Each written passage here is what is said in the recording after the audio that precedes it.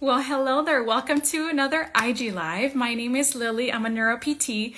And if you're here today, it's because you've experienced imposter syndrome.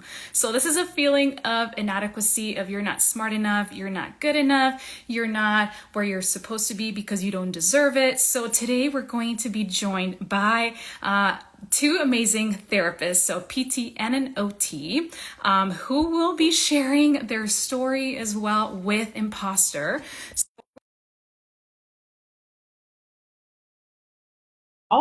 And the proof. So how have we experienced this?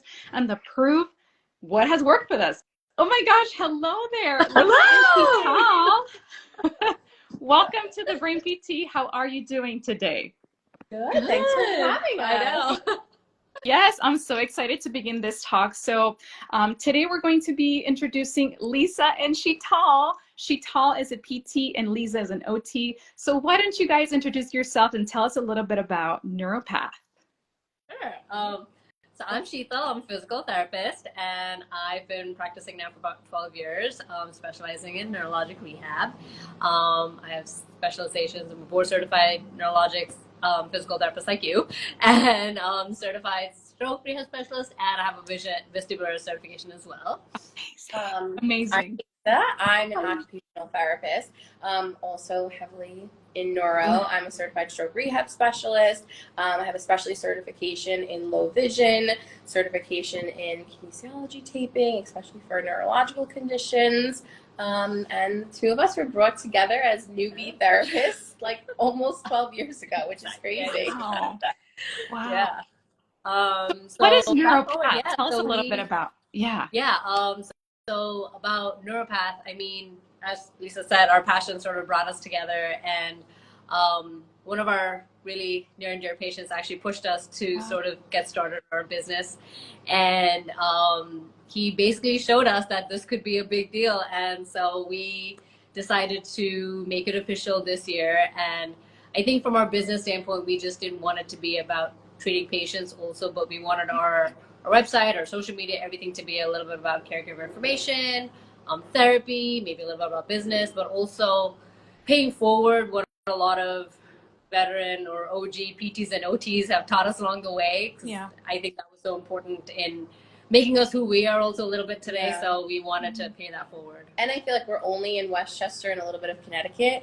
And it was kind of like, okay, people are so appreciative to like be able to do therapy in their own home. Yeah. How can we maybe help other therapists who want to know more about like neurological conditions? Like how can we treat more people without us physically being there and sharing ideas, whether it be treatments or what we might find hard or overcoming challenging diagnoses and things like that. And so you said you're located in around the Rochester, Connecticut, New York area? We're in Westchester, and right now, just like in the lower parts of Connecticut, trying to be able to travel to everybody. Yeah, I know that's the goal, but sometimes it's just I know. Yeah. So today's topic, it's gonna be so good. I'm so excited. Okay, so we're gonna talk about the what, right? So imposter is a feeling that I'm sure a lot of people experience. So I was reading 70% of people, of all people, experience this. And this is the feeling that we're not good enough or smart, that we, quote, suck, that we're not good therapists, that someone else is going to discover that we're actually not who we claim to be, despite our accomplishments. Right? Yeah. So have you guys experienced this? I mean, unfortunately, kind of all the time, a little bit. Yeah. So just something so common. So why don't you guys start telling us, how have you experienced this before? I think so for me, one of the biggest things that stood out was actually like a vivid memory was right out of PT school. I think you feel invincible. You feel like you know it all. You've graduated, and it's a great feeling. And 1 year into practicing, I was in an inpatient rehab hospital at that time, and they asked me to go cover the stroke unit. And I was excited. I was like, yes, stroke, this is great, you know.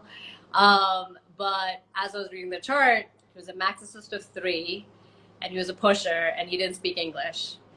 And I was like, okay, challenge accepted, question mark. But as it got closer to that hour of going to cover on the unit, I think that focus shifted to more self-doubt and uncertainties. And I think it was a lot more focused on myself and what I don't know. Right. And, you know, I think I don't even, that full hour that I was working with that patient was a complete blur. I still, if you ask me today, I don't remember it. But I think the big thing that that moment taught me was a little bit of humility. I didn't know, or I didn't use the resources that I had available at that time, which was to even just go and talk to the therapists that were in the gym. Hey, can you tell me a little bit about this? Can you help me maybe with this patient? I think a lot of that self-doubt, had I replaced it with a little bit of humility and just thinking about asking people like to help me, I think it would have been a little bit different. But I mean, I was a new grad. It's a very new experience also, you know, that hit me hard, but it brought me back to the ground very quick. And I think that's probably the biggest memory that I have, that kind of, Yeah. What about you, Lisa? Mine was actually more recent. So when I was at the inpatient setting, I actually helped a lot do like posters and research, especially on the stroke unit. And once I left and have been doing NEUROPATH, I was introduced to Vivistim, and they started doing their home-based studies for vagus nerve stimulation. And I was actually going to be seeing the first subject for the home cases. And it was so interesting because, like, in my mind, I didn't have that crutch of like everyone I was familiar with of doing research with in the hospital, and it was new people, a new device, and I kind of just was like, I don't know how to do research. Am I going to sound really stupid on these meetings? Like, they're asking me to review things and they genuinely want my input. And it was actually 2 PTs, and I was the only OT, and I was like, even just like the different disciplines, sometimes you feel, can you really hold your place in a conversation? And it was just like, I almost didn't do it because I hyped myself up, even though I've done countless number of research projects and worked with so many stroke survivors.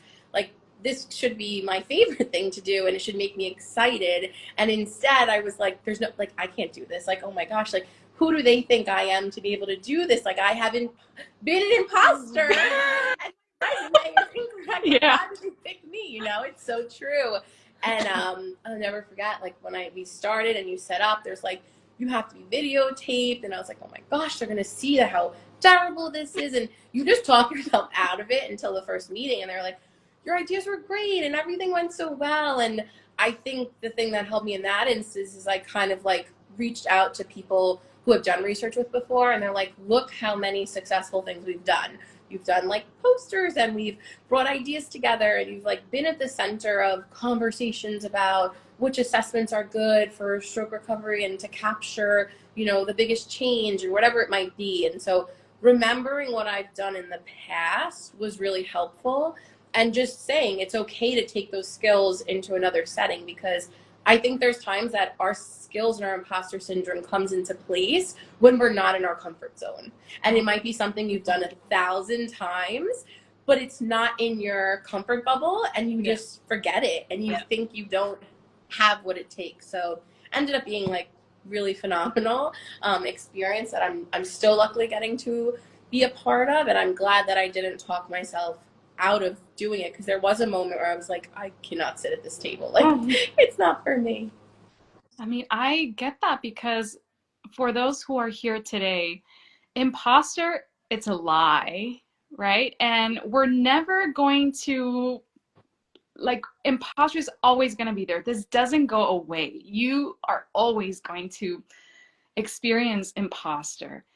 But imposter is a belief, so you decide what you believe in, right? So I feel that, Lisa, because, you know, that feeling, like you mentioned, you know, you were in the meetings, or you're, you know, maybe some therapists here right now, you know, you have meetings with other therapists and you just don't want to speak up because you feel like no, I don't know anything, right? And that happens to me, like in my faculty meetings. I'm sure students here don't want to speak up because they're afraid of just the kind of exposing themselves to others, thinking that, you know, they just don't know. And that is just the imposter, right? It's just that feeling of you're not this or this and this. But I feel like, how can we deal with it, right? So it's just such a lie. Yeah, it's true. It's true. So my story is when I do have a lot of imposter all the time, and you know, even before this live, I'm like, and I know that Oh yeah, you all also we were texting about that. I'm imposter, right? I do feel it every time. I feel it, especially when I'm like teaching, right? Or like when I have a complex patient, like Sheetal, you mentioned, right? Is like patient that with this past history of all this, and then now they have this and this, and I'm like, I don't know. Yeah. Yeah. Right? Yeah. And they see someone else because I'm not, you know, qualified. Right. Right? So it's like they had a stroke and they had pusher, but I'm an NCS, but I'm not qualified. Yeah. Like crazy. Yeah. Always.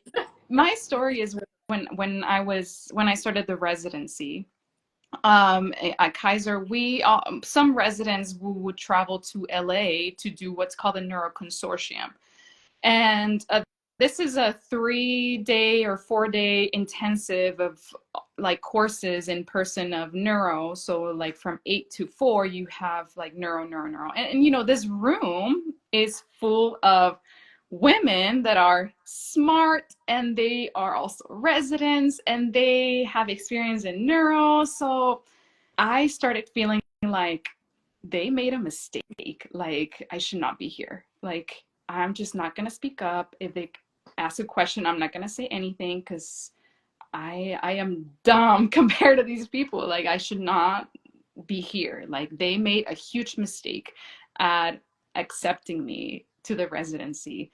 So, you know, it was really hard. And that self-doubt was like a chain, just destroying my own confidence and just belief, to the point that literally probably I was the quietest in the room.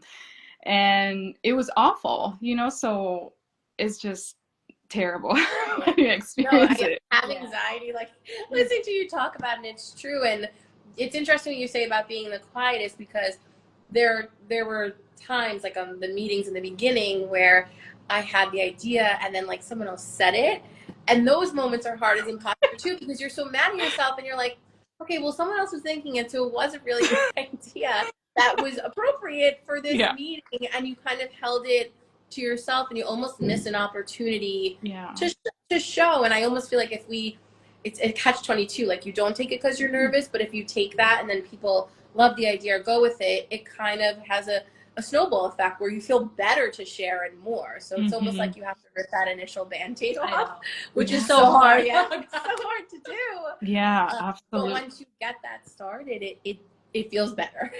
Right. Yeah. So now we're going to talk about the proof, which is any strategies that you've found that can help others and have helped with your own feelings of imposter. We want to hear it all. What are some strategies that you've used?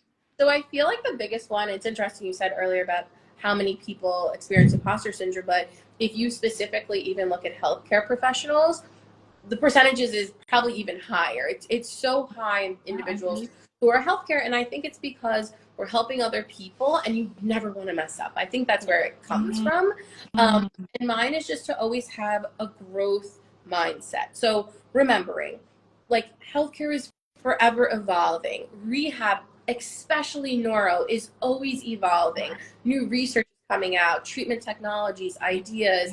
And if you can accept, or I tell myself, like, it's actually okay for me to always grow and learn new things. Like, it's okay that I don't know everything, or like we're saying, like, I'm not the expert. Like, should on paper and my experience level, does it bring me to a certain door? Yes, but it's okay that I open other doors and learn new things. And in fact, if I keep learning new things, it will only help our neuro survivors more, because there's so many times that you might be doing some of the coolest and best interventions, and they're at this point where it's their recovery is just looking for something else. And you need to be actually okay with switching it up and growing and learning different things. And I think one reason I've loved the Instagram that we're having is I like save so many other people's treatment ideas, like your page or other pages, like JJ, people we follow.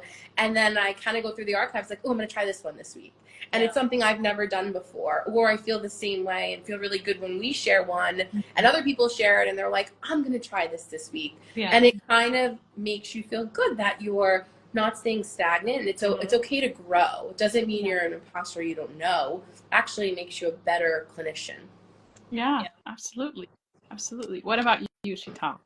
So I think it's a little bit of, definitely, obviously I think the growth mindset is something that I've used for myself as well. I think reading, researching, all of that. But I think for me, the biggest thing was when I would feel that imposter syndrome, I would get so deep within my head and it would be a lot. I would have more of a visceral response. Like I would be sweating, my heart rate would be up and I would, and it was just, I remember they were like when I was first a new grad, I was always sweating because I was like, oh my God, people are looking at me, people are evaluating me. I don't know what I'm doing. I don't know how I'm doing things. I don't know if this is even helping the patient. So I was really in my head. And I think a lot of us tend to get in that spot and we don't know how to get out of it. So one of the things I ended up telling myself was, I know what I know and I know what I don't. And in those situations, for example, if it's a case of vision or something post-stroke, I'm always like, Lisa, what do you think? Like, I know what I don't know, and that's okay. There's nothing wrong with that. I think there's a big thing about finding that space and telling yourself that it's okay if you don't know something, because that facilitates conversation, that facilitates growth, that facilitates reading, that facilitates a lot of things, right? So I think the limbic system is so quick to switch into anxiety.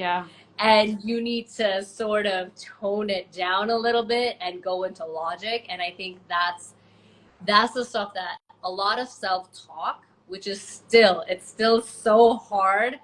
And there are times I can snowball and I'm gone before I know it. But I think talking to yourself, reassuring yourself, telling yourself that you have this, to bring yourself down. I do a lot of meditation and mindfulness stuff too, deep breathing. That has helped me along the way. Not to say that sometimes I can spiral, but it's still a work in progress. But I think that's one of the things that has helped me, at least as a clinician, over the past few years, because that self-talk is so important and it shifts the focus from you to also what the patient needs and how can you help the patient and who are your resources and what are your resources to help the patient. Yeah, absolutely. And I feel for me, what always works is just sharing it, like sharing what I'm feeling. Sharing, maybe having like your, we'll call it like the imposter squad. Maybe your friends, maybe your neuro friends, maybe your best friend, maybe, whoever. And maybe, even a mentor, a professor who you look up to, whatever, and just sharing, right? I'm feeling like I'm not like worthy of this, I feel like I'm this.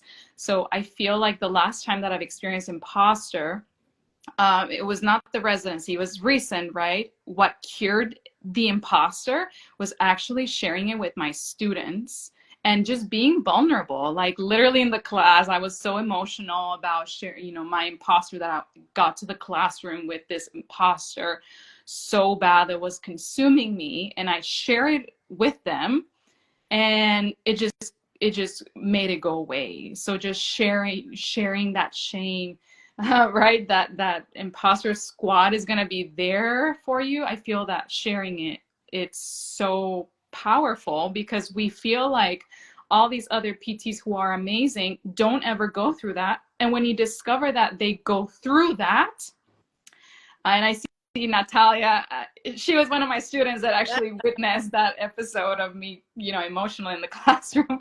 But once you share it with someone, I feel you're liberated and you're like, wow, like I'm not weird. Like actually I can connect with that. And I feel that's so powerful when it comes to imposter. No, it's Yeah. so true. I love the squad. I actually have a little group chat of myself and some other You guys, yeah. It was something for vision, and I always write like, wait, tell me if I'm crazy. I'm doing this right? And like, they're like, well, now you have me thinking. And so it kind of makes you feel better that they're not immediately saying like, of course that's right. Of course, like you're all kind of questioning together. And I think it's so, I hope a lot of group chats get started after this live that we're having for the imposter squads. But it is. It's really true. Yeah. I mean, I think for me, like, I think I listened to a podcast recently. I think it was JJ who said this. She's like, I know a lot about a little. And I was like, wow, if someone like you can say that and be so open about it, it's like a big deal, because it really reassures you that it's okay. It's okay if you don't know everything. And I think that really helps us as clinicians, because even when you look at other people's Instagram pages, you're like, wow, they know a lot. Wow, those exercises are really good. I'm not doing the right thing right now. I haven't ever done that with my patients. Should I do that? Can I do that? Like, you second guess yourself a little bit, but when you hear, you're right, when you hear your mentors also say it and understand it to the level that new grads or students are going through it, it really is a different level of understanding. And Yeah.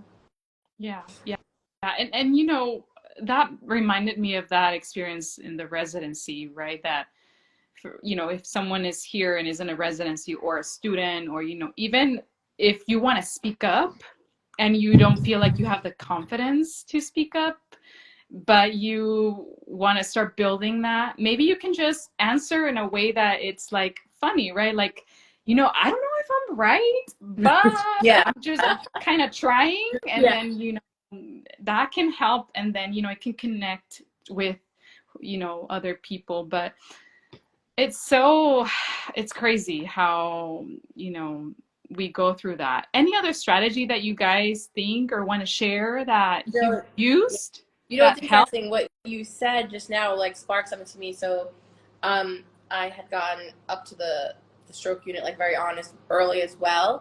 And there was people up there who were just working there for so long, and I knew what I knew, but I knew I had a lot to learn. And so when I had ideas but didn't want to say them yet, I always made sure to try to stay in the conversation by asking a question that might share my idea. And I always felt better when someone might say, like, oh, that was a really good question, or I could learn from it. So instead of just keeping yourself out, maybe you don't want to share an idea, but you actually can ask a specific question that might keep you in the conversation where you might learn more too.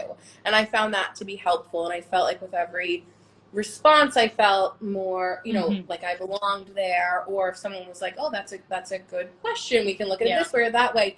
It didn't feel like it was so like a statement, and more of like conversation. And it kind of opened the doors to more, and to slowly start feeling a little bit better, like you almost like belong in a room or setting or conversation, whatever it might be. So So what will be an example for other clinicians to know? What's an example of? Okay, so say, I'm trying to think. So when I first began to learn about splinting, for say, for spasticity, and I might want to have said, oh, I think we should stretch the pans for some flexibility, to not get any rigidity. But I didn't want to really give that suggestion. I would say something along the lines of, is there anything we can do to kind of make sure they don't pop out of the splint? Or, like along those lines, to be collaborative. And I knew what I was getting at, but I didn't want to commit to an answer. And so this way it was like, okay, well, she is thinking about what else can be done without having to commit to a specific idea, or is this, would we strap any other way? Would it be different than the person we did yesterday? How? And it kind of it shows that you're very engaged too, without having to put so much on yourself, like you're going to truly mess up. Absolutely. I feel that collaboration is always a good way to share your ideas and show your talents and your knowledge without just kind of exposing yourself, more kind of like going in, like testing the waters to not really hurt that confidence and not, start that imposter festival start with yourself.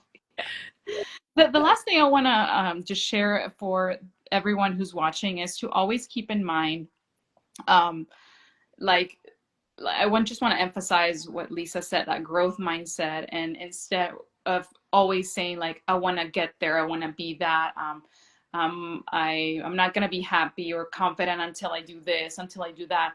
Because when that comes, you're not going to be happy, right? It's always like, when that comes, it's like, okay, now if I do this, I'm going to be happy now. And then that gets, and then, you're always thinking, so always look back to what you've done.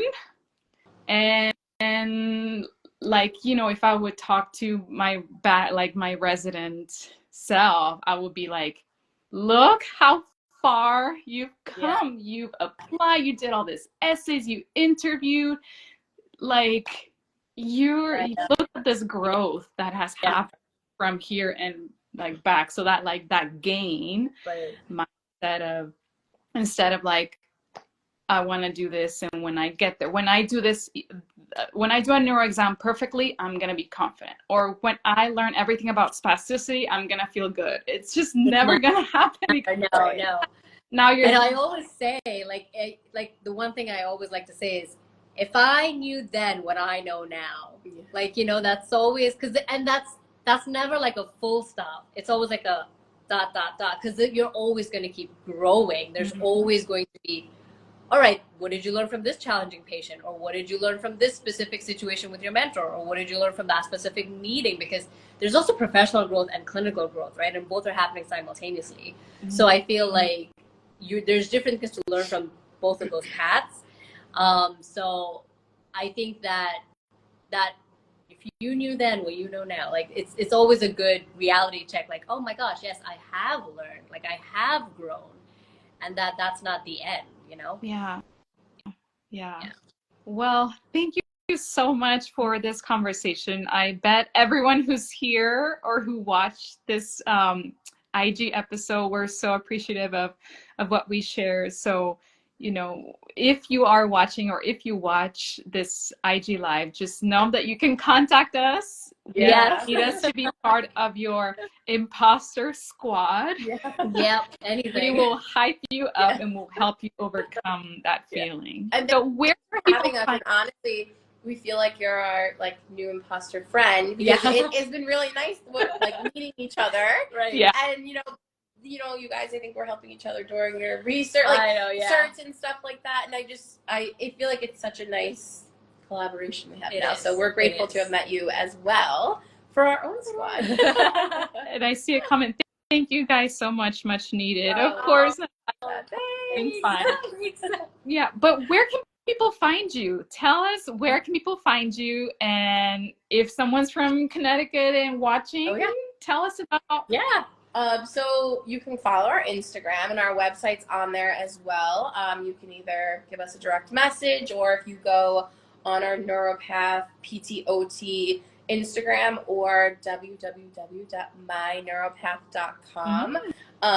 You can find us through those ways and reach out, and we love talking to other therapists. So don't feel like you just want our services to reach out. But if you are in the area, we do free consults and would love to chat and see how we help. We find it we've now at the point, even with being imposters, find it so empowering to be able to come into someone's home.